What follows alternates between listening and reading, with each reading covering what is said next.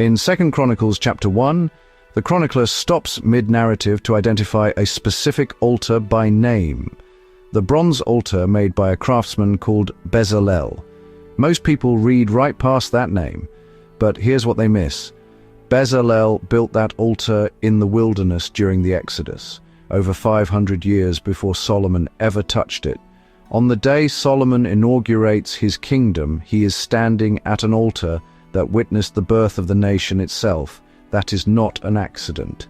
The chronicler is making a statement that almost nobody is talking about. The Bible is a grand story, and the books of Chronicles retell Israel's history with a focus on God's promises to David and the temple. 2 Chronicles opens with King Solomon taking the throne after David's death, a moment of hope and transition. The nation is united and at peace, looking to Solomon for leadership. The big question, will Solomon follow God as David did? The text makes it clear. God is with Solomon, establishing his rule and fulfilling his promises. This isn't just history, it's a reminder that God's plan continues even after hardship. The author wants readers to remember God's faithfulness and the importance of the temple and the promised king. As we begin, we see a young king at a crossroads, a nation waiting, and a God ready to act. The choices made here will shape Israel's future and reveal the kind of kingdom God desires. Solomon's first act as king isn't political, it's spiritual. He gathers Israel's leaders and travels to Gibeon, the nation's main place of worship before the temple existed.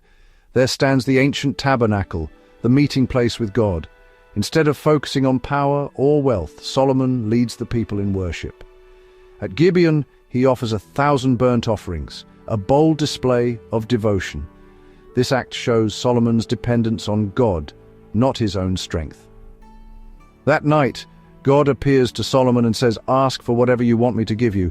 It's an incredible invitation, a blank check from God to the new king. What Solomon asks for next will define his reign. This moment is a test of his heart and priorities. The future of the kingdom hangs on his response. Solomon could have asked for riches, long life, or victory over enemies, what most kings desire. But instead he humbly thanks God for his kindness to David and acknowledges his own inexperience. Solomon's concern is for the people. "You have made me king over a people as numerous as the dust of the earth." He feels the weight of leadership and asks for wisdom and knowledge to govern well. His request is unselfish. He wants to serve God's people with justice and discernment. This sets Solomon apart. He values wisdom over wealth or power. True leadership, he shows, is about service and responsibility. Solomon's heart aligns with God's. He seeks to build a kingdom marked by justice and righteousness. His request reveals a desire to reflect God's character in his rule. This is why Solomon's story stands out in the Bible. God is pleased with Solomon's request for wisdom. Because Solomon asked for wisdom, not wealth or power, God grants him all three. "Wisdom and knowledge will be given you," God says, "and I will also give you wealth, possessions, and honor beyond any king before or after you." Solomon's priorities unlock extraordinary blessing. This echoes Jesus' teaching, "Seek first God's kingdom and all these things will be given to you." When our hearts align with God's, he provides abundantly. Solomon's reign becomes a symbol of God's generosity. Jerusalem overflows with wealth and peace. The prosperity isn't just about riches, it's proof that God keeps his promises. Solomon's wisdom and blessings are a direct result of his humble, God-centered request.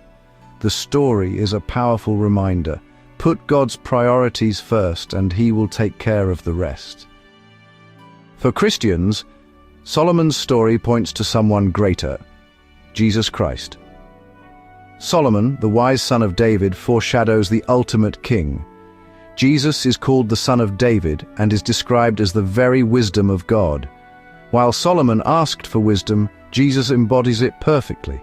Solomon's reign of peace and prosperity is a faint glimpse of the eternal kingdom Jesus brings. Unlike Solomon, Jesus is the flawless king, perfectly wise, perfectly righteous. Solomon's story shows the need for a greater king, one who will never fail. In Jesus, God's ideal for a king and a kingdom is fulfilled forever. 2 Chronicles 1 leaves us with hope, a vision of God's faithfulness and the promise of a perfect king to come.